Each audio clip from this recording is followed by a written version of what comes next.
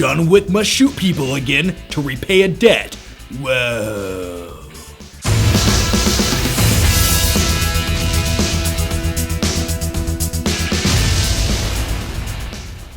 Hey there guys, how are you? By the way, did you check out the new intro? Did you like it? My new intro actually cost $7 million to produce and film, and it was directed by Michael Bay. None of that's true. In all seriousness, that badass awesome intro, which has popcorn and explosions, I absolutely love it, was actually made by a couple guys here on YouTube named Anthony and Gilberto. And they have a YouTube channel called Art Pop. I'll put the link down below to their channel where they talk about comic book movies, they do graphic design work, intros, animations, and by the way, they have a very special video where they show the making and the behind the scenes of how they made my intro. So if you want to check that out, I'll put a link down below to their channel. They also do drawing tutorials, they talk about anime and comic book movies, so while you're there, give them a subscribe and tell them the Flick Pick sent you. Don't get scared now. Now, the movie John Wick Chapter 2 is a straight up adrenaline ride, stuntman's wet dream come true. This movie apologizes for nothing and just goes for it. It doesn't contain a convoluted story, and the movie stars Keanu Reeves. Say what you will about Keanu Reeves and his acting ability, he's just such a likable guy, and he works well in action films. Boop, boop. Nah, not that one. Have you ever seen Johnny Mnemonic? It's a piece of shit. Codebreaker. Good. Can't wait to meet him. Right this way.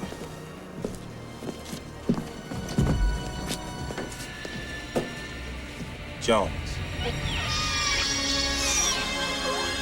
It's a fish. Now, when it comes to the first John Wick movie, I really enjoyed it. It was a very streamlined action movie that paid tribute to those 1990s and 1980s action movies, and those movies knew how to go for it. They had fun, they used practical effects, they used stuntmen, they didn't rely on shitty CG and shaky cam to get the job done. Now, as far as the character motivation in the first John Wick movie goes, where his puppy's murdered and he needs to seek revenge, that's perfect. That's phenomenal. I was like, come on, John Wick, kill those motherfuckers! And with all that said, that leads me to my biggest complaint about John Wick Chapter 2 is the character motivation that you had in the first movie, it's not quite there this time around. And it's not like it's a deal breaker, it just would have been cool if there was another reason, another purpose that you could get behind this guy to go kick some more ass, and it's not really there. This movie is a clear-cut example of how you should direct action films and sequences, because if you're like me and you like movies and action sequences, well, you might have noticed the latest trend in Hollywood is interject 87 jump cuts within 12 seconds of an action sequence,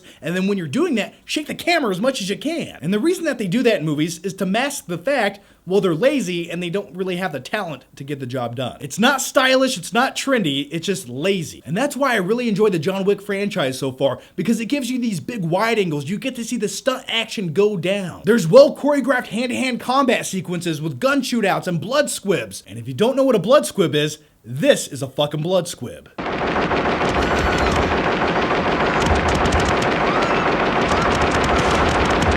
Now, as far as the plot to John Wick 2 goes, did anyone go to see this movie for the plot of John Wick 2?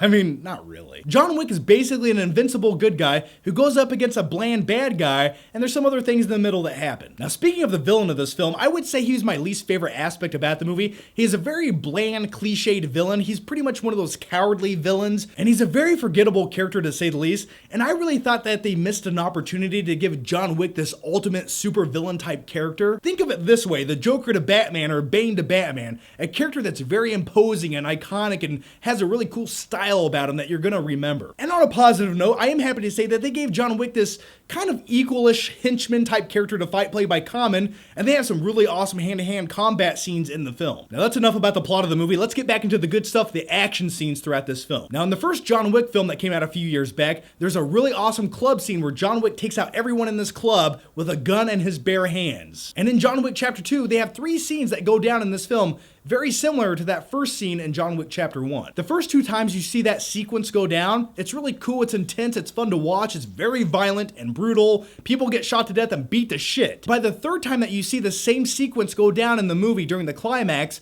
you almost become numb to it and it's slightly repetitive. I don't mean it's bad, it's really not even that boring, it just feels like they did the same thing 3 times throughout the movie. Now here are my final flicking thoughts on the movie John Wick Chapter 2. As far as Keanu Reeves playing John Wick, this was a role made for Keanu Reeves.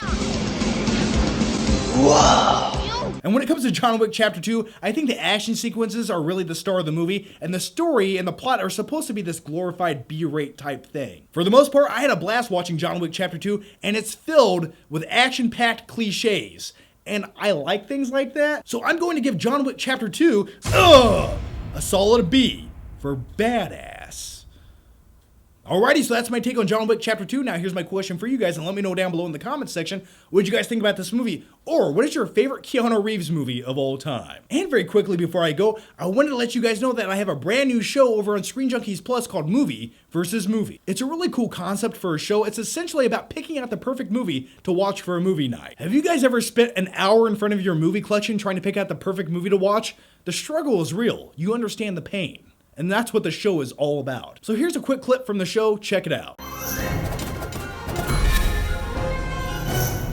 Hey there guys, welcome to my brand new show, Movie versus Movie on Screen Junkies Plus, and we're gonna give you a quick example of how the show works. I have my two pals here, Spencer and Joe. How are you guys? Hey. Yeah, and I'm John Flickinger, so without further ado, let's dive into the movies.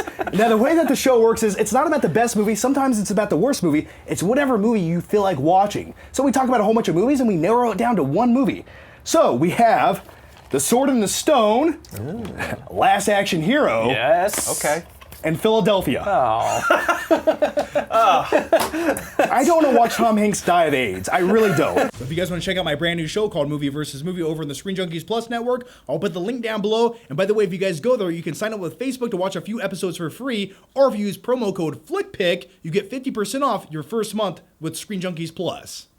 Yeah, use that right there. Save some money. The show's a good time. It's where me and a few people sit down, we talk about movies, we eat popcorn. There are Sour Patch Kids there. I think they come in by episode 3 or 4. I needed the Sour Patch Kids. So anyway, guys, like I said, links down below. Thanks for watching. Make sure you subscribe. That way, I can see you next time.